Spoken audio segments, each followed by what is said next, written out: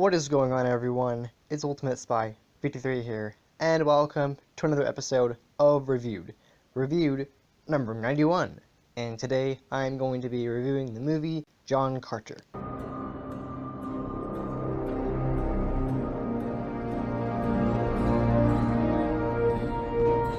So, John Carter was a pretty good movie, actually. I thought it was very, very good. Despite the percent it got on Rotten Tomatoes, and despite the box office performance, I really actually liked it a lot. It was a very, very good movie. Just based off of what it was telling the story of, it was really good, and I really liked it. The extra Disney movie doesn't feel like a Disney movie at all. Actually, it didn't even have that aspect of it. It doesn't make any sense, but nevertheless, it was still a very enjoyable movie. I loved it. So basically, it's called John Carter, and it's like this war guy who somehow gets transported from the 1800s, or I think the late 1800s, to this futuristic style fantasy planet of Mars. It's basically Mars, a version of Mars sometime in the future, or I don't know what exactly it was in, but basically he gets transported to Mars and he discovers that he can jump, which I thought was a really cool part of the movie. The fact that he could like Hulk jump. He could like jump really, really far, which is awesome. That was a really cool part of the movie. But I really like the fact that it had a lot of recognizable actors, and like a lot of reviews I do on this show, I point out some actors that it was really cool that they were in the movie because I recognized them. And I think it was a thing that happened last week or even before, but I recognized a lot of actors, like Taylor Kitsch, who played the lead title character. He played John Carter, and he's known for playing Gambit in the X-Men Origins Wolverine movie, which I actually liked that a lot. It also had Lynn Collins in it, who's also in that same movie, which is really cool. She's basically the girlfriend of Logan in the movie Wolverine Origins, that underrated movie, which I honestly did like. I'm not gonna go into that movie because I already reviewed that, so I'm just not reading to talk about that. But there's just two actors that were in the same movie, and it was really cool to see that. They also had Willem Dafoe, who voiced a character called Tarkus, I think his name is. He's basically one of the leaders of the clan or whatever. These like weird, alien thingies with the tusks. I don't know what they were really, but I had a lot of other actors, like Thomas Hayden Church was one of them. He was one of the other, like, the big weird tusk thingies. I would recognize his voice because I saw it in the cast before I didn't watch the movie. I saw it was in the cast, and I'm like, that's cool. So he was in Spider-Man 3. Well, he was also in Richard Zongo, but I recognize him more from that movie. It also had Mark Strong in it, he played a role in the Kingsman movies. I haven't seen the new one, but I did know he was in those movies. I recognized him. It also had the guy who played Aberforth in Harry Potter in the Finals Part 2. He was in that movie. It also had Daryl Sabara, who was in Spy Kids. I think this came out a year after the fourth movie came out, which is where he appeared in 2. And that's pretty much all the actors I recognized. There was a lot of other ones that were in the movie I just didn't recognize their voice, but it was honestly a really awesome movie. The music was incredible. Honestly, the visual effects were really good, and I think my favorite character, aside from John Carter, because John Carter is an awesome character, was Dacia, who's this beautiful woman in the movie, she's basically the princess of Mars, essentially. And I think the end of the movie is that she's being forced to marry one of the other guys. I think it's Sab or whatever. And in the end, that doesn't end up happening. But it's a really cool concept, and I love a lot of the movies nowadays. They're getting, even the ones with the best visual effects, and the CGI looks amazing. It's still getting not very good reviews. In this movie, it didn't get very much good reviews. It got 51% on Rotten Tomatoes, which is not the best, honestly. It's not bad, but it's also not great. And I honestly, I think it's a really well done movie in terms of the acting, in terms of the visual effects. I mean, obviously, a lot of it is green screen. The one thing I will say about the movie that I thought was a bit, you know, on the negative side, it was a great movie, but the other thing I will say about the movie that it suffered from was, and I see I've seen like a video or two on, you know, accents in movies where actors will do accents and they will not do very good accents, they'll do accents and then they'll like be one or two lines where they'll slip into their native accent, and that happened with Lynn Collins' character. She's supposed to be an American actress, but she played the character of Deja with a British accent, which is actually really good. You can tell, like you couldn't even tell that she was American because of her accent.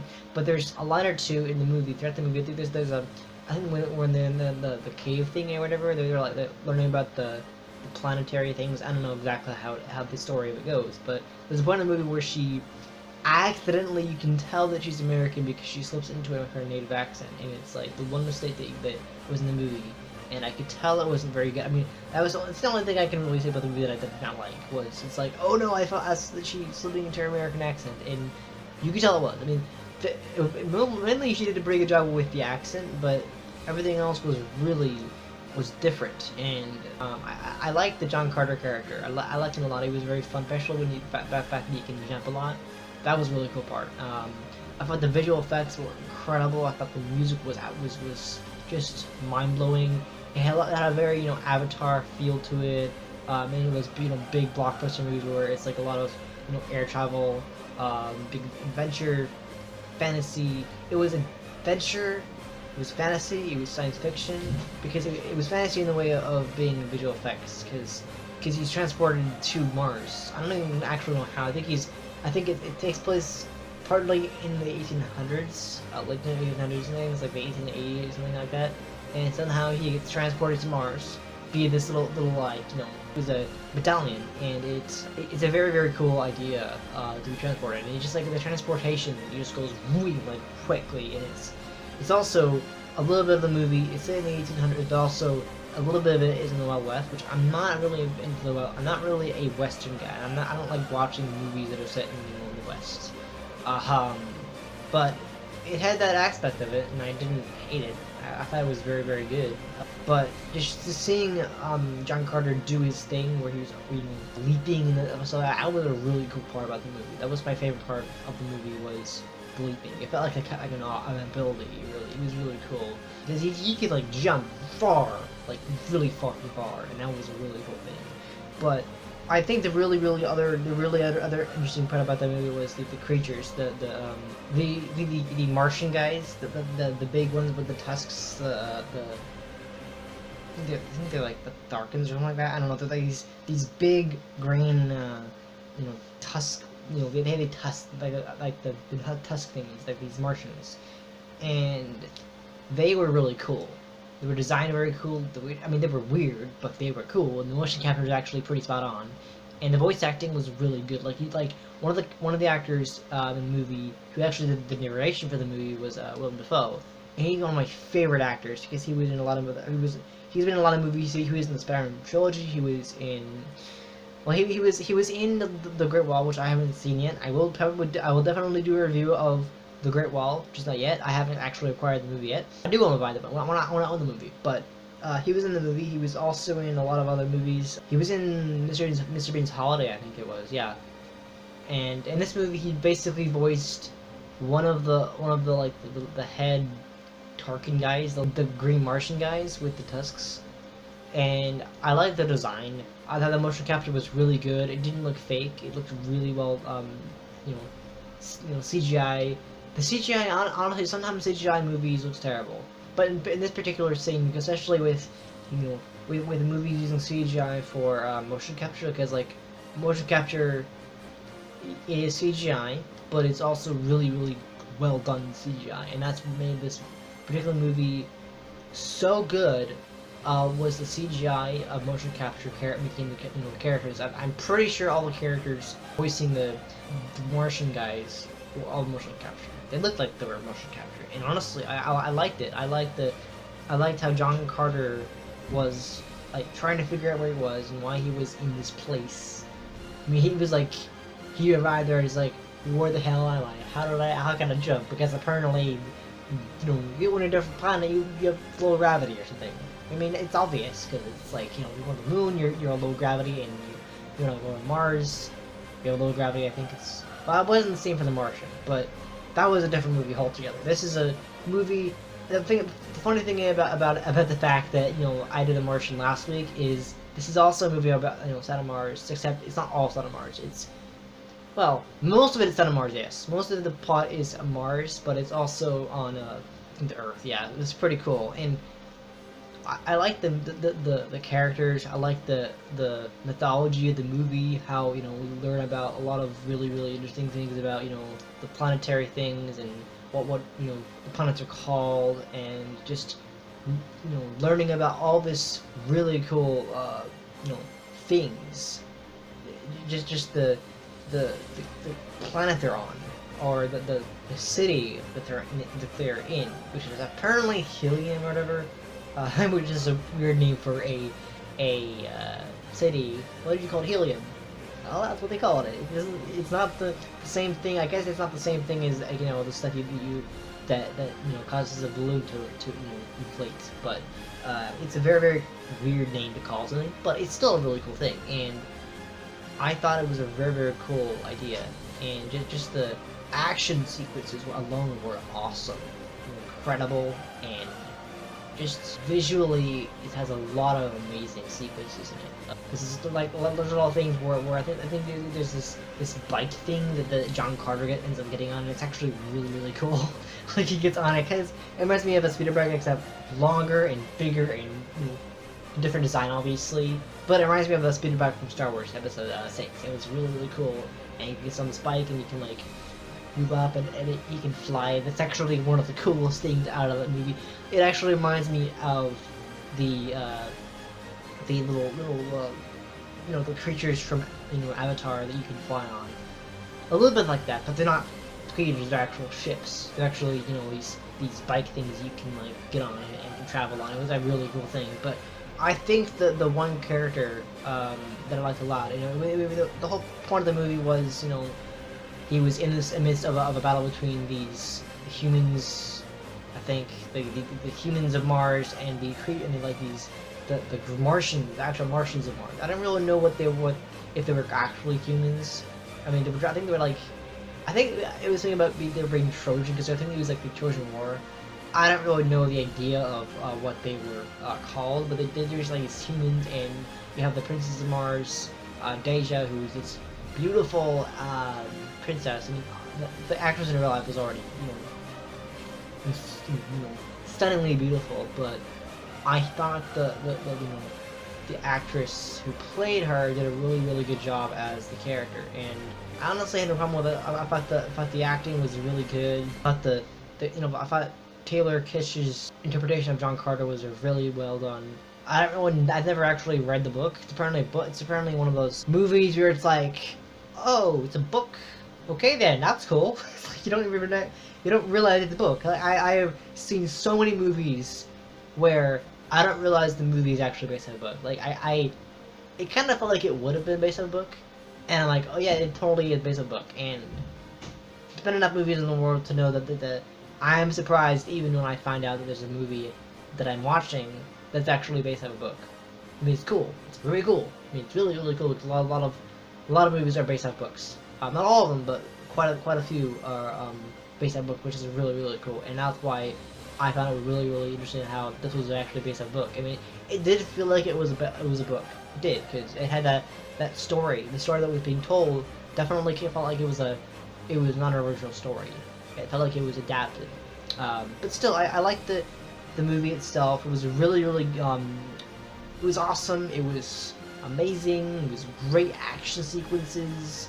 I love the princess. You know, the character of the princess. I like how you know, at the beginning of the movie, she was being forced to marry this other guy for money. I think that was the idea. And then we think it's gonna happen, and then John Carter comes to save the day, and he's awesome. And he gets his awesome, like, this warrior stuff, and overall a lot of the weird stuff about the movie. I thought the movie was overall a weird movie. You got this little this puppy dog thing, like this Martian puppy dog thing that's like this big mouth, and he's always like following. Like that was really cool. But that was a really weird thing about the movie was the fact that whenever John Carter would jump, whenever he was near this little thing, I don't even know what it specified who it was. I might have to look it up. Of course, I'm not gonna do it now, but it felt like he was fast. He was every time John Carter jumped out of the way to get out of the way of this mutt of a creature, he would always run after him really fast, and it was crazy because he'll be one sequence he'll jump and then it'll be and suddenly turn around and then there he is, he's just following him. But overall, this movie was really freaking good. The Disney logo was actually really different because a lot of movies like Pirates of the Caribbean, for example, they use a very different logo because all the logos they've had for Disney movies have been relatively the same, with the exception of Cinderella and Beauty and the Beast. They had their own little, they had the intro of the Disney logo where went there, or Jungle Book where it went back, or Beauty and the Beast where it actually showed a different castle. Pirates of the Caribbean has its own thing where it actually shows a pirate flag, and then actually I think even it has a ship on the castle.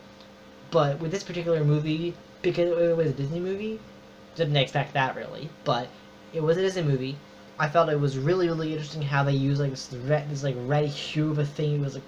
It was literally the Disney logo intro they have, the CGI one they have, except it was all red, all hazy and red, and the Disney logo just kind of went it was here, it would pop up here, and then it kind of moved slowly up here, I think, and then it just faded. It was really cool. But overall, my final thoughts on John Carter: it was a great movie.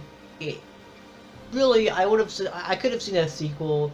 I liked how Daryl Sabara's character, he was the nephew of John Carter in the movie, and that was a really weird, it was a confusing plot. I think the plot that the movie was kind of told in past and present.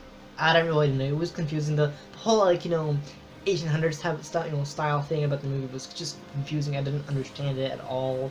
It made no sense to me, but I still really liked it. I genuinely liked the movie, and I thought it was very well done. I thought the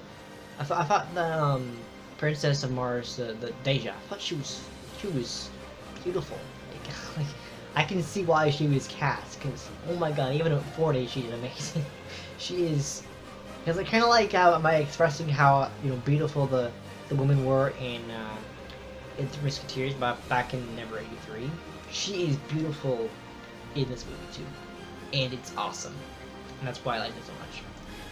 But that's really all I can say. Overall, I thought the use of CGI to make the creatures wasn't bad, because a lot of movies you see nowadays, the CGI looks terrible, but it's actually pretty good. I like the action sequences. I like the music. The music was actually really awesome and epic, and it was really cool. Reminded me a little bit of Avatar. It had its own thing. It was very well done. I thought it was good. There was one thing I will say to wrap this review up, actually, is there was a sequence in around the halfway through the movie, around I think the almost 100-minute mark. There was a sequence where John Carter is with Willem Dafoe's character, or at least the voice of him, and someone else, and they're in this arena, and it's almost exactly like the arena scene in Star Wars Episode 2, when they're fighting 3 big monsters at once. It isn't the same exact sequence, but it definitely reminded me because it has the arena and it has 2 other monster things that to fight, and it was honestly really cool because you have chains. It definitely was a similar sequence of events that in the arena. There was an arena, there was all these creatures around. It definitely felt like that Episode 2 scene. It wasn't the same though, but it was very similar. But that's really all I can say about John Carter. Excellent movie. I loved it. It was fantastic. I would love to see a sequel. I actually read about they were planning a sequel, but it ended up being canceled, which sucks. I would have loved it. I think the first one was great. It was really cool to see Taylor Kitsch in it because he played Gambit in the unfortunately disappointing X-Men movie that I actually, in my opinion, liked. but still, I was very happy to see it. It was a good movie, and it has some confusing points in it. I'm always gonna run into that problem. I'm always gonna see a movie where it's confusing, but still, phenomenal movie. I'd recommend it to you guys. Go check it out if you get the chance to. It deserves more attention than it gets. It was very, very, very good. It told an incredible story. It certainly had like that Trojan War type of thing because of the costumes and stuff and the mythology of the story. It was just overall the music was actually incredible, and the visual effects were beautiful, and it has all that aspect of an incredible movie, and I really liked it. So anyway, that was it for this review. I really hope you guys enjoyed it, and I hope you check the movie out. So yeah, thank you guys so much for watching this episode of Reviewed. I hope you enjoyed it. If you did, please hit the like button. I really do appreciate the support. And if you're new to this channel, subscribe to become a spy. More episodes are reviewed, another series I do, as well as other great content. And I'll be back next time with another episode. Alright? See ya.